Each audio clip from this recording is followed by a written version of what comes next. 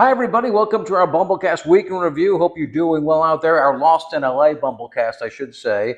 Olive, of course, ready to make the jump for her toy. And speaking of Olive, last week we were bragging about no trips to the vet. Well, what do you know? We went to the vet this week, all because of Olive and her. You put her up there. We think it's because of her toy. Come on up here, Olive. She's a very aggressive toy chaser, and we think she may have injured her eye chasing her toy around the house. This dog was a hockey player in another life. Or a soccer goalie. She throws herself into walls and into things to get her toy like I've never seen before. I've never seen an animal do that. Olive, where are you? What are you doing? Come here, I want to talk to you. Your toy's down here. Into the wall, into the furniture, wherever the toy is. I mean, she'll miss the toy and like go right by it and crash into something else.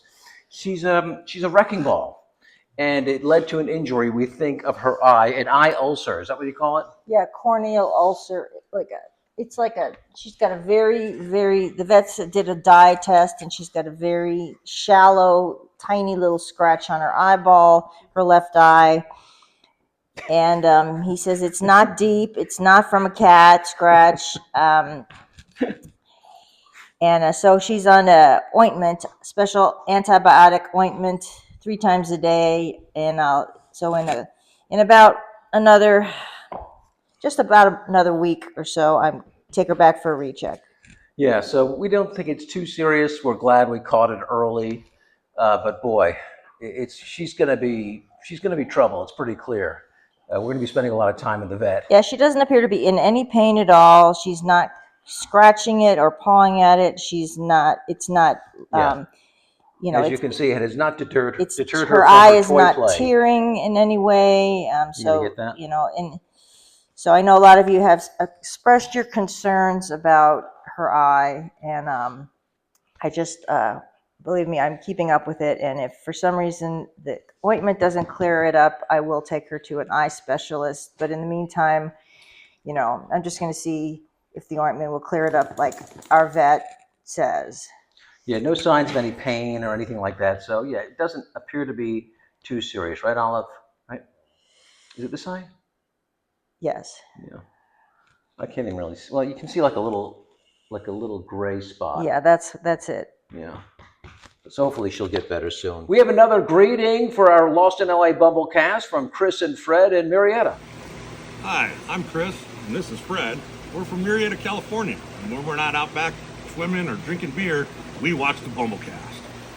And again, thanks for that greeting from Marietta. Always great to hear from people watching. Yeah, and we would still love to get some more video greetings from the rest of you. Please send in your greetings of you and your pet. You can text them or message me at the Bumblesnot social media pages, and we'll be sure to get those on. Our next story, it's a difficult story to talk about for a number of reasons.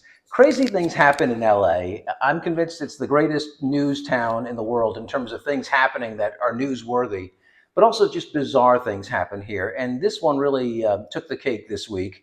And for the second time, I'm talking about a guy who was caught in a Burbank store sneaking up behind women and sniffing them. And it led to a lot of consternation in the newsroom because we weren't sure how we should describe his behavior because this is the second time he's been caught doing this. And at ABC7, we took a direct approach and we called him a butt sniffer because that's what he was doing. I personally had a little trouble saying that on the air, so I chose backside instead of the word butt, and others were wondering if we should choose a different word. But it led to some very lengthy conversations and some laughs in the newsroom. Keep in mind, this guy was taken into custody. Nobody was hurt, thank God. But it's one of those newsroom moments that you don't forget. Oh, remember that guy? And yeah, we were all talking about it in the newsroom, trying to figure out how do we say this delicately. Yeah, so while it's normal for dogs to sniff each other's butts, it's not so looked upon at all nicely by humans. Yeah. And it's the second time this guy's been caught in the last couple of years. So he's clearly got some real issues, and let's hope they figure it out because sadly, this kind of behavior sometimes graduates into much more dangerous behavior. And so that's what everybody's worried about. But in this case, he was caught early, fortunately, we hope. And hopefully this is corrected, this behavior is fixed, or he gets some kind of mental health treatment. I don't know. But it's just such a bizarre story, and one of those weird stories that pops up in LA occasionally. I want to say more than occasionally, because this town is like a magnet for bizarre stories like that. And so it created some interesting moments in the newsroom as we decided, how do we cover this? How do we say this without offending people? And how do we still let people know what was happening?